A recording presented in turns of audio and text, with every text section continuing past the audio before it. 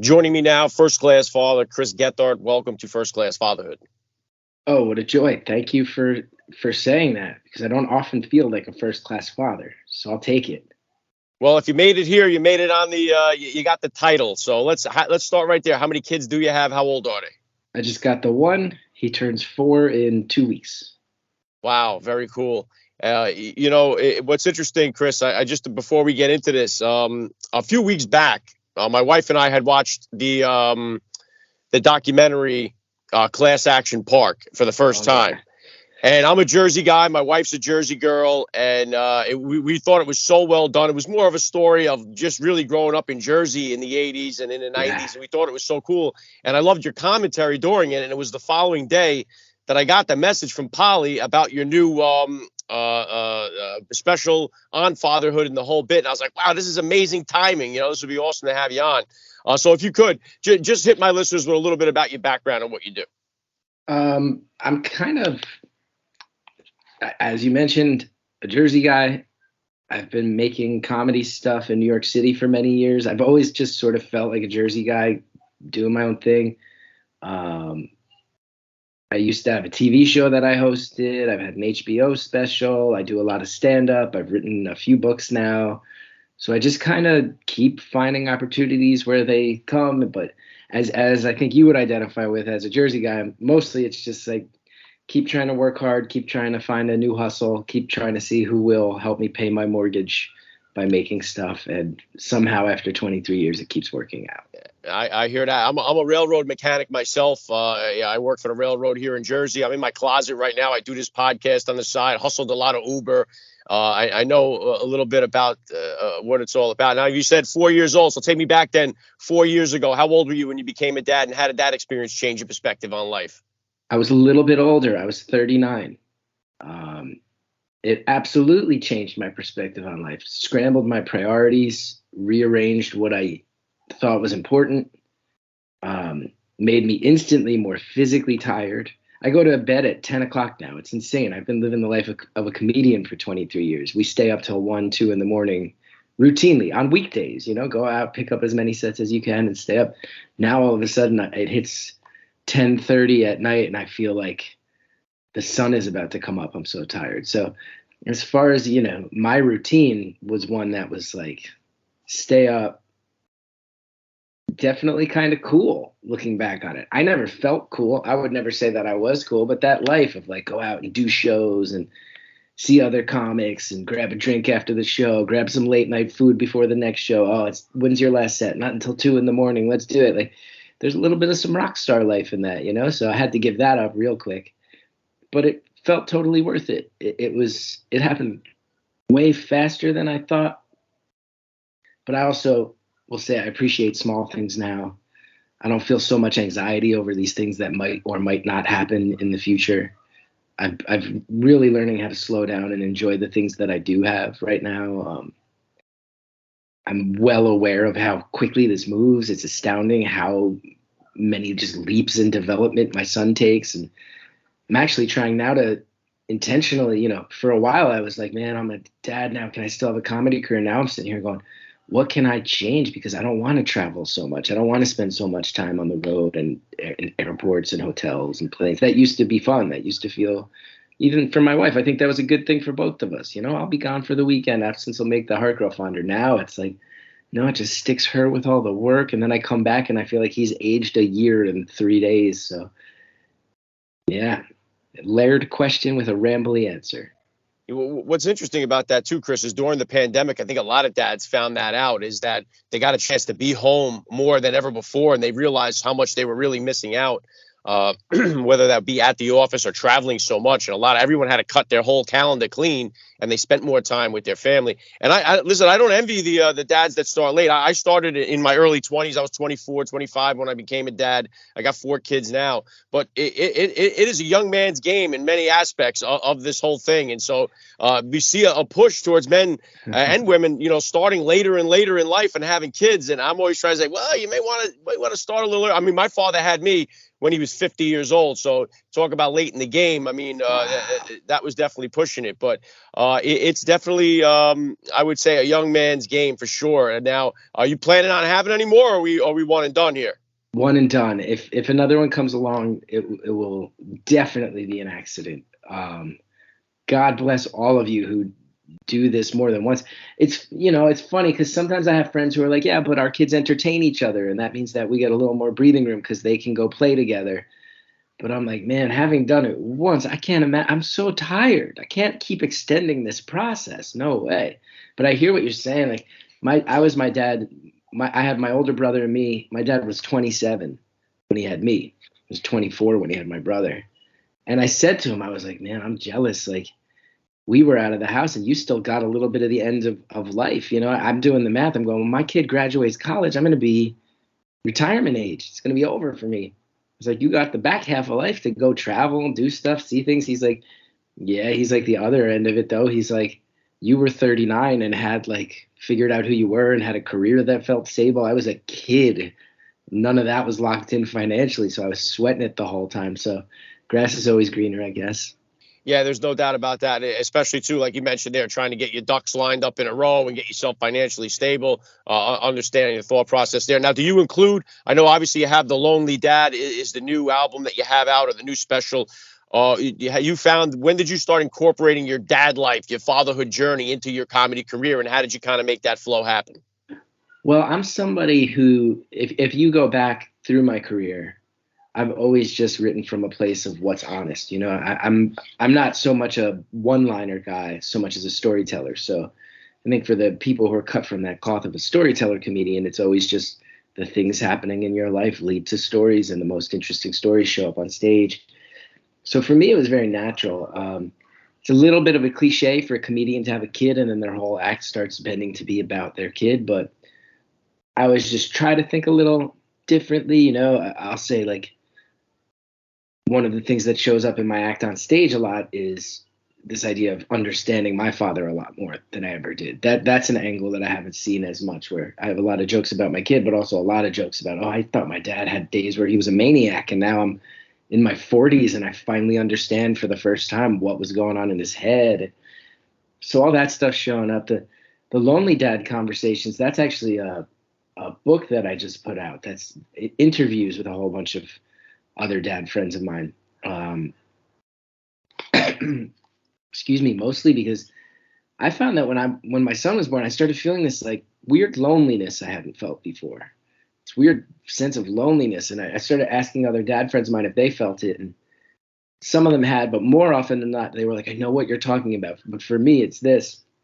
And it led to all sorts of conversations about, I think specifically a lot about, here's how we were raised versus how we'd like to raise our kids. And I think especially for dads of young ones right now, that's a big conversation. So I just always try to be honest, try to deal with what's actually going on right in front of me. It's an important one too, Chris, because there are so many dads, especially, because of all the changes that it does bring in your life, and everything seems to come at you at 100 miles an hour, and life still goes on. Meanwhile, your whole life has completely changed as you try to adapt and balance this entire thing, especially if you're in a different spot where your friend group is, where your friends haven't had kids or they've had kids and you haven't yet. It creates this divide in the kids that you grew up with. So these conversations are definitely ones that need to take place, whether they be at the comedy level or at any level, as long as they're happening. Because I talk about on this show the fatherless crisis that we have, where we have so many kids that are growing up without a dad, without a father in their life, because of many reasons. But for one, for sure, we've had too many dads walk away from their responsibilities as father because so much of this stuff got to be too much for them, and they just split, and we're crushing a whole generation of kids because of it. Yeah, I'm with you. I hear you. And I also feel like there's also so many conversations about masculinity in general right now, of like, this idea. I think a lot of us are, there's this whole idea of being woke, and it's not that, but I do think, I think back, there was a kid I went to high school with, I remember, and he was a sports star. And there was one day where he missed a foul shot in a basketball game. And as all the rest of us were leaving, his dad had him cornered behind the school in this corner, just screaming in his face, like pushing him up against a wall. How could you miss that? Da, da, da. And I think we would all go like, you don't have to be woke to go like, yeah, that wasn't cool that used to happen back then. And I think for a lot of us, we knew there were kids who really took it on the chin with these like aggressive, angry dads. And I think so many of us right now are going like, well, all right, we want to lighten up, we want to soften up, but how? Because that wasn't the example set for us, you know? Like being a dad back in the day meant you were like a workaholic who was tired and stressed all the time, and that was part of it. But a lot of us right now are going, I don't want to be that. But what? So what do you be? What can you be instead? Because there's not really an example that's been set before. The prior 3 or 4 generations dating back to before World War II was like being a dad means being like tough and tired. It's like, I don't know, who wants that? I don't know if that's what we want anymore, tough and tired. I think there's good examples to be said through those things, but there's a more well-rounded picture we're starting to turn the corner on. And I think about it a lot. You're right, Chris. And I talk to so many dads. We're not the dads of the years before. Dads are much more involved in things like changing diapers and doing stuff like that, where that was unheard of for someone in my father's generation for the man to do something like that. So the man's role, fatherhood, has definitely changed a lot. Like you'll hear that if you're at the supermarket or something, and you're with the kid, and your wife's friends will see you, and they'll be like, "Oh, what are you babysitting today?" Or, "Oh, what are you giving her a break?" And it's like, "No, I'm dad here. Like this is what I do." And so there has definitely been, a shift in the way, I think for the better. But you're right. Like, how do you make that work? Now, one of the questions I ask almost every dad that comes on the podcast, and I'll ask you, is about the discipline style. Number one, that you grew up with, and number two, that you have. I know he's only 4 now, your child now. But most of the dads that I get on here will say, "Oh man, I grew up with a totally different type of discipline. My father, hit me with the belt, the switch, he smacked me, and I don't do that to my kids." So we see that shift in the discipline style, but yet these guys that I do speak to are very successful in life, and a lot of them will say, "Hey, that did help me along the way." So what kind of disciplinarian are you, and what did you grow up with? I grew up, I don't remember ever getting hit, maybe spanked a couple times when I was really young. But I will say what I grew up with as a kid who was raised Irish Catholic in North Jersey, and being a Jersey guy, I'm sure you know this type of just relentless guilt, just guilt, just like guilt and fear. I think my mom was very masterful with the guilt as a controlling mechanism. And there was also, I look back and actually will say I feel a lot of sympathy for my dad now, because he was kind of used as a boogeyman. There was a lot of when your father gets home. There was a lot of that. And then there were times where he'd get home from a real long shift of work and he would just want to relax. And me and my brother were kind of cowering in fear because we'd been made to think he was going to flip out. There was that thing too, right? The dreaded, I'm going to call your dad while he's at work, and like, oh, you're interrupting his work day. And when he comes home, he's going to be so pissed and he's going to yell, and just that fear and guilt. And I don't want to do that. It's funny. I just noticed he even did this morning. My son, he can tell when I'm being serious. He respects when he's pushing things too far. I've had to yell at him a couple times, but I'm really trying to make sure he doesn't live scared of me. I regret it. I feel like I didn't totally get to know my dad as a guy until my mid to late 20s. That's when I could let my guard down around my dad. And it's a shame. It's a shame to think of that much of my life. My guard was up around him a little bit because of all this childhood discipline and fear mongering. Even this morning, my son, I was getting him ready for school, and he wouldn't put his shoes on. He wouldn't just stop. And I finally went, "Buddy, I'm getting really frustrated. You can hear it." And it made me laugh so hard. He looks right at me. He goes, "But you haven't done the breathing thing yet." And what he means is when I get really frustrated, he'll push me too far, and I'll go, and he hears it. And that's a thing I get from my dad. I just remember that, like, I'd hear that bear growl come out of my dad, just that, like, and I'd be like, well, I'm pushing it too far. I got to get my act together. And what I really like is my son and I have a relationship where he both respects it, but he's making fun of it at the same time. He's like, "Daddy, I know you're not really frustrated. You haven't done that breathing thing yet." And I find that very charming. And I don't feel like I'm a pushover. I feel like he and I have an understanding of, like, that breathing means that you're pissing me off. It means something has to change. But also, you and I have an open communication line enough that you can also bust my balls about it a little bit. And as long as you're putting your shoes on, you can bust my balls. And we can start laughing about this right away. It feels healthy to me. It feels good. And I don't think it's too soft. And I do think about it. Of like, I don't, especially as a dad to a son, you go, and for me too, like, My last name spells out the words Gethard. Like I went to a school in a working public schools in a working class section of my town. Like had to learn how to stand up for myself, had to fight sometimes. I don't love that that happened, but yeah, it served me okay. I don't want to raise a kid who's soft for the sake of being soft, but the idea of him going, do the breathing thing, and then I know you're really frustrated. And I go, okay, that's both a sign that you understand the limits, but we can break balls. I like that. I like that. That feels like a good fit.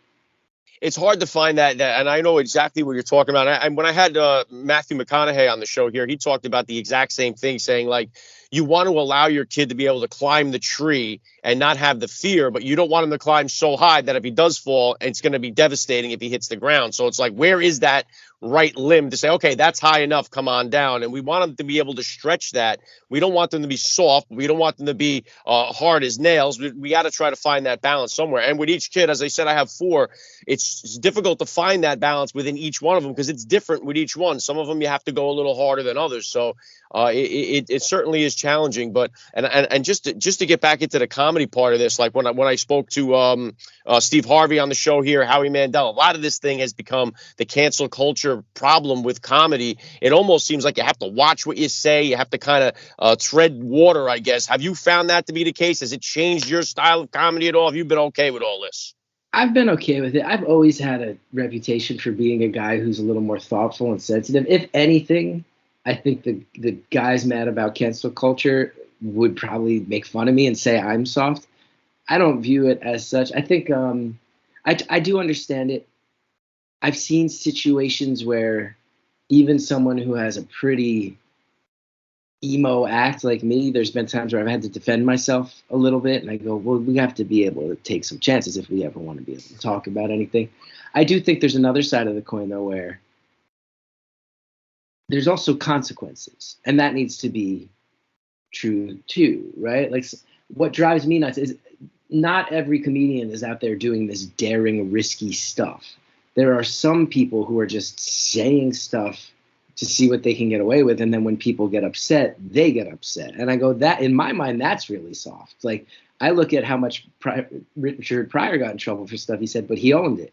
George Carlin, people hated him. He owned it. He knew people were going to be mad. He was trying to piss people off. So when they got pissed, he also didn't complain about it. So I see that side of it as well.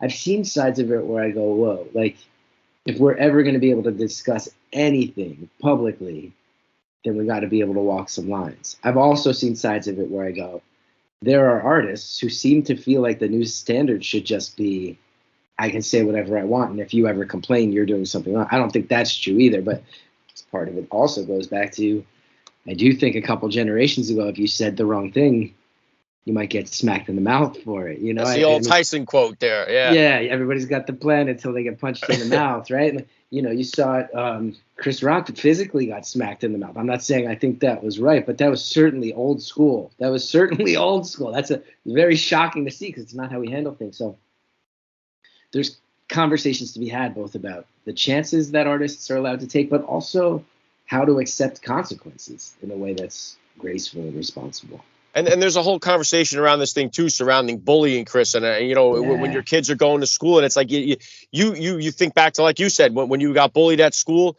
you either stood up for yourself or you ate shit. I mean, that was really the only way it was going. So you learned to stand up and defend yourself. You scrapped around a little bit, and that's the way things were handled. And it wasn't like a big deal. Like it was a normal part of the school. Now today, it seems like if there is a fight in the school, it's so blown out of proportion and so like it's dangerous and all this other stuff. And I don't know if we're doing the right thing with all of this. I don't know where the balance is between, obviously you don't want some kid to be bullied so bad he jumps off a bridge, because I've never seen teenage suicides like I've seen now. Like we didn't grow up with that. We didn't grow up with kids killing themselves. I just read about a girl in Jersey who was 11.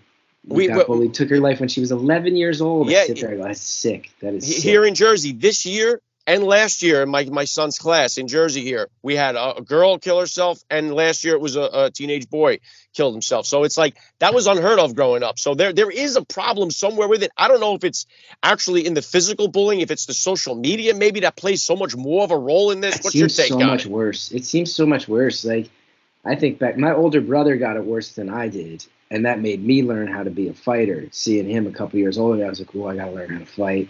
This is not good." And I had to unwrap that anger in therapy when I was an adult, kind of had to learn how to trust people after that. But I look now, I go, man, maybe it was healthier to just get popped in the face in the church parking lot on the way home from school. Like maybe that was healthier than having somebody who I don't even know their real identity, like wage a hashtag campaign against me on Instagram, and everybody in 7th grade is following the hashtag about me. Like that seems so much darker and more insidious. Maybe it was better to just, have a tooth knocked in the wrong direction once in a while. Yeah, I really don't know. I can never put myself in my kids' shoes. And I don't have them on social media as far as I know. They don't have the Finstas yet, the fake Instagrams. I don't know if they're hiding it on me. My teenage boys, my oldest 17 years old. So I don't know what he's got going on. They know more about the stuff than I can figure out with the phone. So I try to keep an eye on it with my little ones, especially because I know that the dangers of it are out there. But it's crazy. I just said my son, he's 3, and he just asked me, maybe like 2-3 months ago, I was driving him home, and he asked me if another kid in our neighborhood was a bully. And as soon as he said it, I was like, I know which kid he's talking about. And the kid, he's not out. He's like, I think I'm allowed to curse a little bit, right? Like he's just a shit kicker. He's like a kid who, if there's trouble in the neighborhood, he's on the periphery of it at all times. And I was like, okay. And I felt myself having that talk, and I tell you, I felt myself starting to get mad.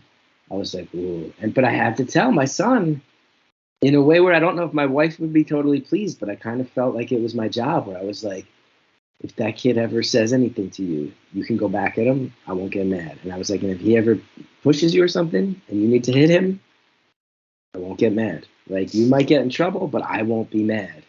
So just understand, like, don't let yourself get pushed around. And I'm saying this to a 3-year-old, but after my background, I could feel my blood starting to boil a little bit from it, of just like, oh, this is not good. That already my kid's like, is that kid in our neighborhood a bully? And I'm like, yeah, a little bit. I know exactly what you're saying. I feel exactly the same way, man. When I talk, I have 3 boys, and then I have my girl is my youngest. So I've gone through it at each stage with all of them, and it's I get that same feeling. I think almost every dad has to get that same way, that same feeling. We all preach the same thing. Hey, listen, I'll never get mad at you for standing up for yourself. And yeah. So it was a bummer that he was only 3. He's like this little sweet 3-year-old boy, and I was like, ooh. And I made him. I said, why did you tell me that? And he told me a story that he saw the kid picking on another kid in the neighborhood who was younger than him. So my son, I think, was going, oh, this guy picks on kids literally than him. He might pick on me someday. And he came to me for the advice about it. And it was one of the first real moments I had where I realized, too, where I was like, oh, he's not asking my wife about this. Most of the personal stuff, he's asking her still.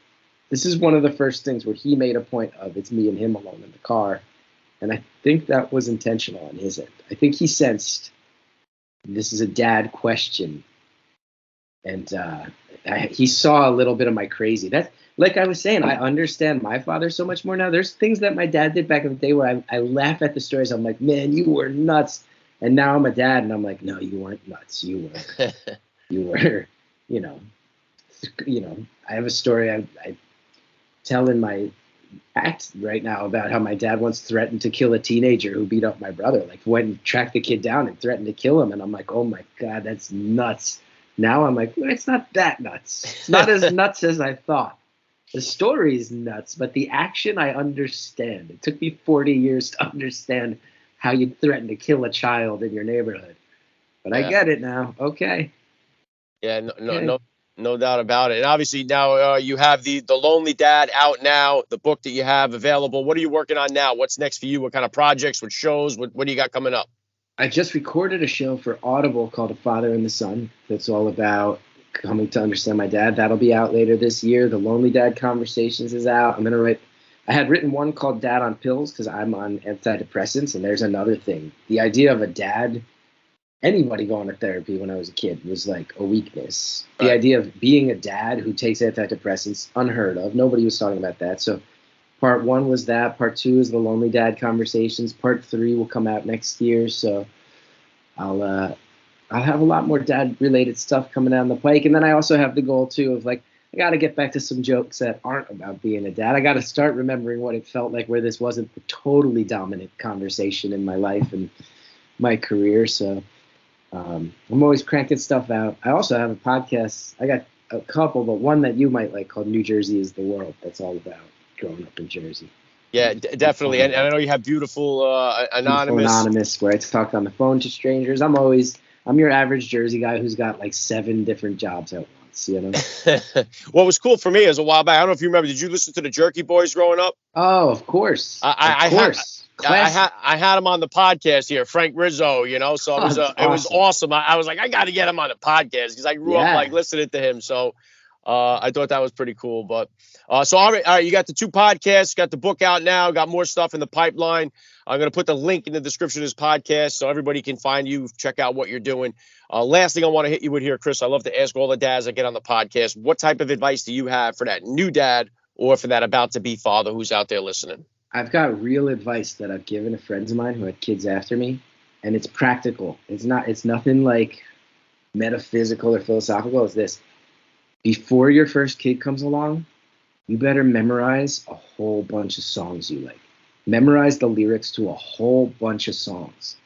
Because if your kid's like my kid, you're going to be up at 2, 3, 4, 5 in the morning singing kids' songs, trying to get that kid to go back to sleep. And there are a few songs in my life. I didn't have all that many songs totally memorized with the lyrics. And then not all of them are appropriate for kids. So it's like, it's a limited thing, a limited amount of songs. And I realized, I've told some friends of mine, there were songs I loved my whole life, and I hate them now. I never want to hear them again because I sang them that first year he was alive. There's a couple songs by the Pogues. I love the Pogues. I'm Irish American, Irish Catholic growing up. I love the Pogues. There's a couple Pogue songs. If I ever hear again, I'll get this PTSD because I'll be like, I sang this 250 times in the first 6 months of that kid's life. Miserable, awake in the middle of the night. So diversify the catalog of songs you have memorized so that when you are up in the middle of the night, you don't ruin songs you love.